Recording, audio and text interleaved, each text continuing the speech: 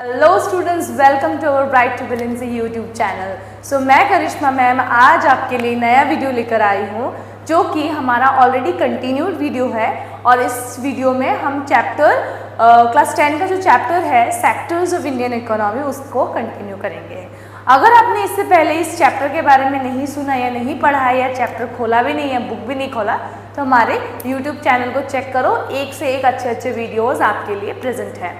So basically आज के हमारे इस वीडियो में जैसे कि आप लोग जानते हो इकोनॉमी एक बहुत ही इंपॉर्टेंट फैक्टर है जो कि सबके लाइफ में बहुत इंपॉर्टेंट है, राइट।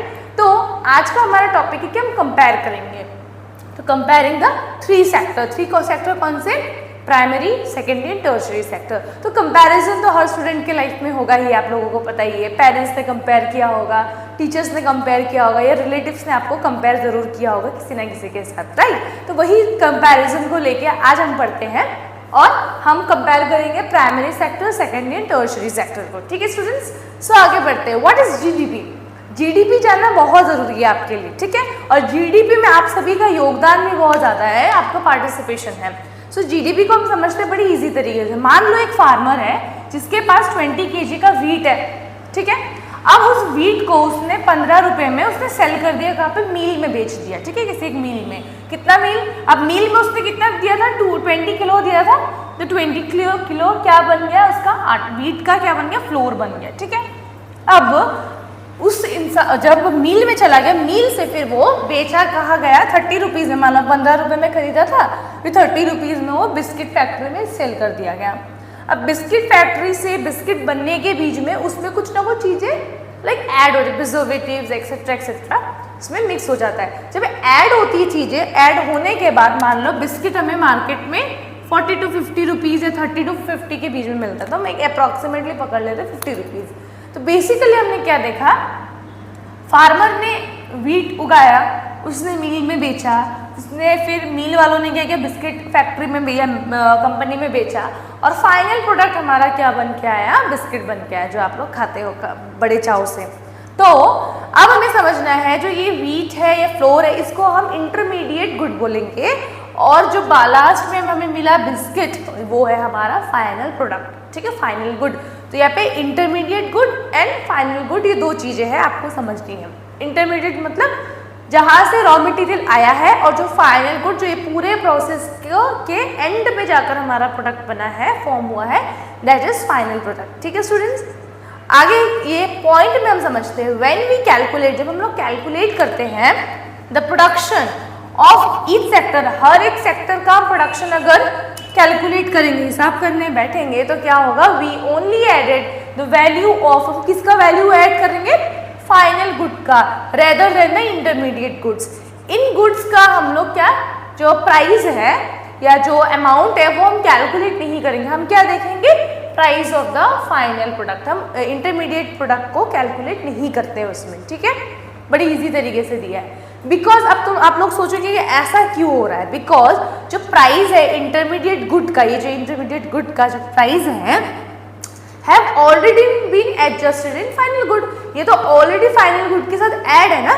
जो 50 रुपये यहाँ पे 50 रुपीज़ का आपको बिस्किट मिल रहा है, वो हम देख रहे हैं कि यहाँ पे 15 रुपये का, यहाँ पे लाइक मील से बन के आने के बाद फिर 30 रुपये का। तो ये सब कुछ ऐड होने के बाद, उसमें सारी चीज़ें बनने मिक्स होने के बाद ही फाइनल प्रोडक्ट का प्राइस होता है। मान लो इसका एक्चुअल प्राइस कुछ होगा पर मार्केट में बेचने का प्राइस अलग होगा, बट ये जो फाइनल प्रोडक्ट है, ये पूरे प्रोसेस को जितना भी पैसा इसमें खर्चा हुआ है उसको ऐड करके ही यहाँ पे हुआ, ठीक है, अमाउंट आया।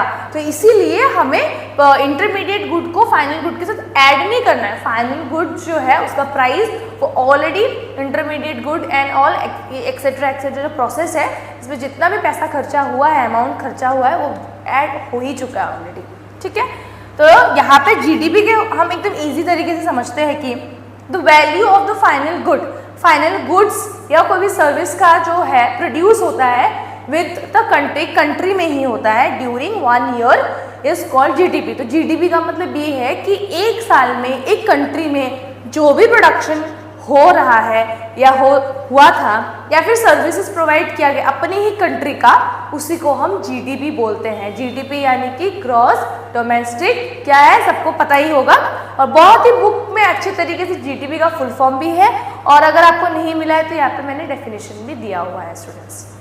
तो ग्रॉस डोमेस्टिक प्रोडक्ट यानी कि जीडीपी के बारे में हम पढ़ रहे हैं। तो इसमें हम देखते हैं कि कोई भी कंट्री में अगर हाई प्रोडक्शन होगा तो जीडीपी भी हाई होगा, और अगर लो प्रोडक्शन हुआ तो जीडीपी भी लो हो जाएगा। मतलब अपने देश में अगर हम ज़्यादा ग्रोथ करेंगे, ग्रोथ करने के लिए हमको पहले तो प्रोडक्शन करना पड़ेगा, और या तो हमें सर्विस हमारा अच्छा करना पड़ेगा। अगर ये हो पाया तो हमारे देश का जीडीपी बढ़ेगा, अदरवाइज हम बाकी देश से पीछे रह जाएंगे। मेन वही बात है।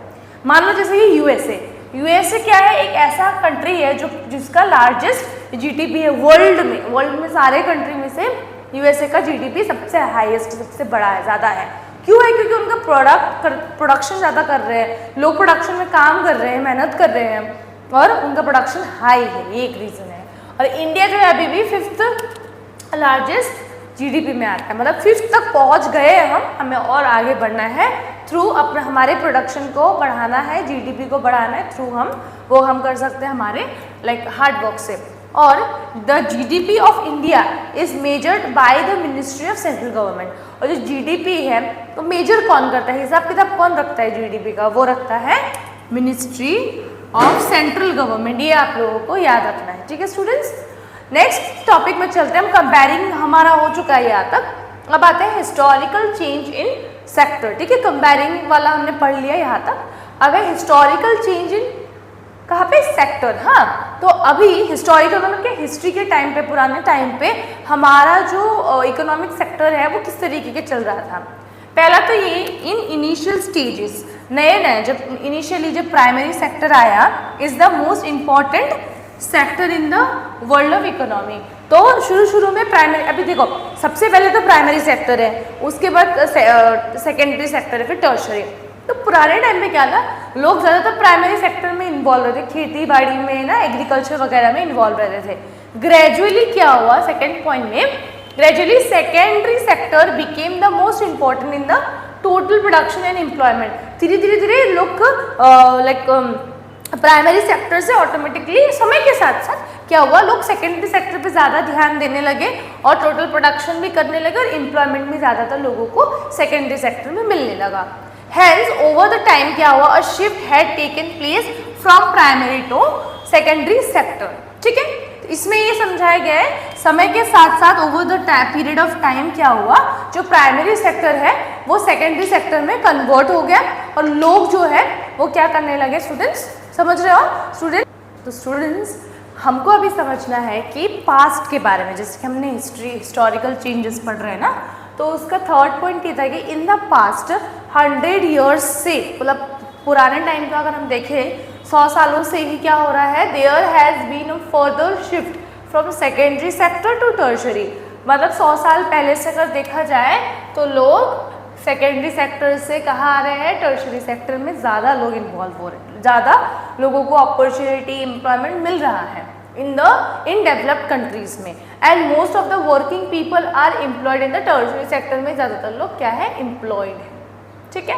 तो इसमें हमने क्या सीखा, पहला तो ये कि कुछ स्टूडेंट्स है कि जो मतलब क्या स्टूडेंट्स ये समझ रहे थे लोगों के, कुछ लोग प्राइमरी, एक ज़माना था जब प्राइमरी सेक्टर में ज़्यादा इन्वॉल्व थे, धीरे टाइम के साथ साथ प्राइमरी से वो सेकेंडरी में ज़्यादा लोग इन्वॉल्व होने लगे, ज़्यादा एम्प्लॉयमेंट वगैरह अपॉर्चुनिटी मिला।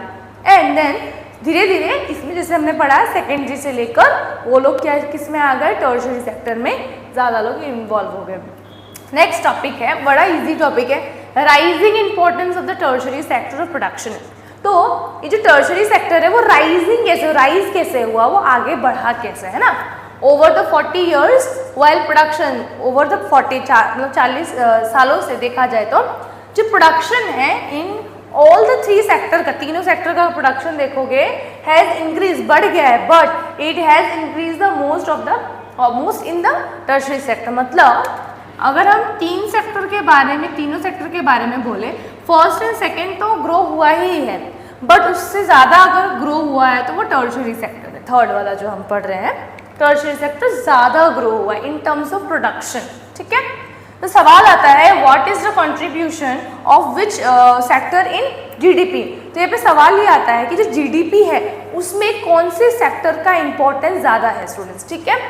तो ये इस तरीके का एक चार्ट है। देखो यहाँ पे हम देख रहे हैं कि टर्शरी सेक्टर जो धीरे धीरे ग्रो हुआ।